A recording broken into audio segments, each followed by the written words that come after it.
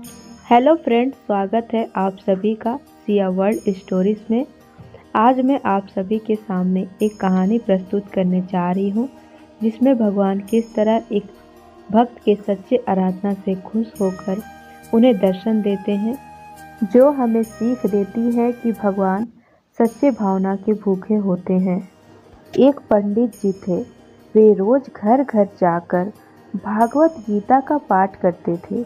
एक दिन उन्हें एक चोर ने पकड़ लिया और कहा, तेरे पास जो कुछ भी है मुझे दे दो। तब पंडित जी बोले कि बेटा, मेरे पास कुछ भी नहीं है। तुम एक काम करना, मैं यहीं पड़ोस के घर में जाकर भागवत गीता का पाठ करता हूँ। वो यजमान बहुत दानी लोग हैं। जब मैं कथा सुना रहा हूँगा, तुम उनके घर में जाकर चोरी कर लेना। चोर मान गया।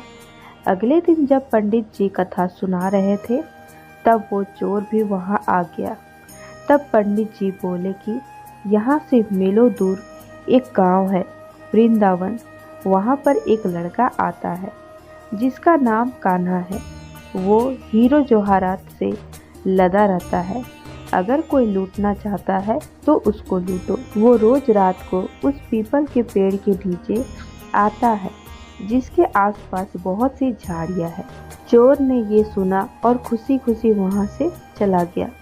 वो चोर अपने घर गया और अपनी बीवी से बोला, आज मैं एक कान्हा नाम के बच्चे को लूटने जा रहा हूँ।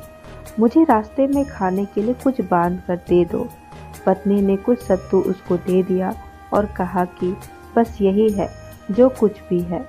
चोर वहां से ये संकल्प लेकर चला गया कि अब तो मैं उस कान्हा को लूट कर ही आऊंगा। वो पैदल ही पैदल टूटे चप्पल में ही वहां से चल पड़ा। रास्ते में कान्हा का नाम लेते हुए वो अगले दिन शाम को वहां पहुंचा, जो जगह उसे पंडित जी ने बताई थी। अब वहां पर पहुंचकर उसने सोचा कि अगर मैं यहीं सामने खड़ा हो गया तो बच्चा मुझे देखकर भाग जाएगा, तो मेरा यहाँ आना बेकार हो जाएगा। इसलिए उसने सोचा, क्यों ना पास वाली झाड़ियों में ही छुप जाऊं। वो जैसे ही झाड़ियों में घुसा, झाड़ियों के कांटे उसे चुभने लगे।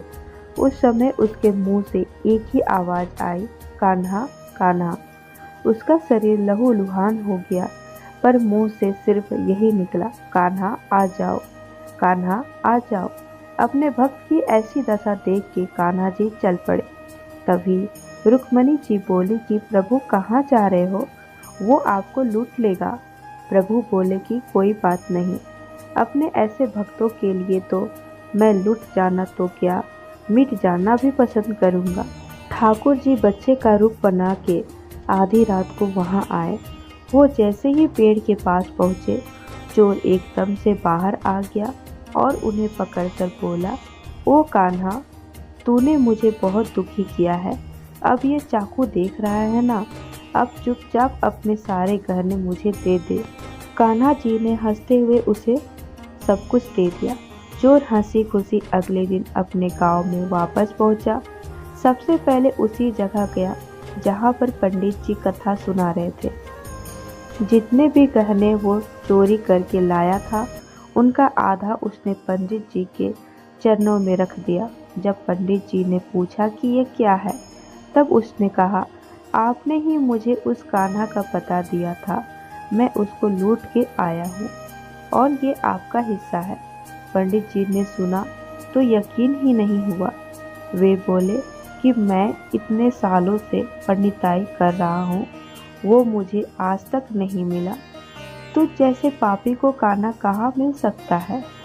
चोर के बार बार कहने पर पंडित जी बोले कि चल, मैं भी चलता हूँ तेरे साथ। वहाँ पर मुझे भी दिखा कि कान्हा कैसे दिखता है। और वो दोनों चल दिए।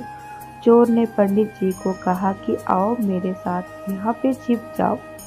दोनों का शरीर लहूलुहान हो गया और मुंह से बस एक ही आवाज़ निकली, कान्हा कान्हा आ जाओ। ठीक मध्य रात्रि कान्हा जी बच्चे के रूप में फिर वहां आए। दोनों झाड़ियों के बाहर निकल आए। पंडित जी की आंखों में आंसू थे। वे फूट फूट के रोने लगे, चोर के चरणों में गिर गए और बोले कि हम जिसे आज तक देखने के लिए तरसते रहे, जो आज तक लोगों को लूटता आया है, तुमने उसे ही लूट लिया। तुम धन्य हो। आज तुम्हारी वजह से मुझे कान्हा के दर्शन हुए। तुम धन्य हो।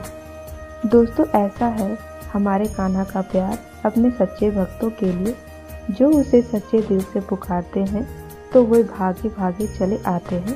प्रेम से कहिए श्री राधे, मेरे तो गिरधर गोपाल, दूसरों ना कोई।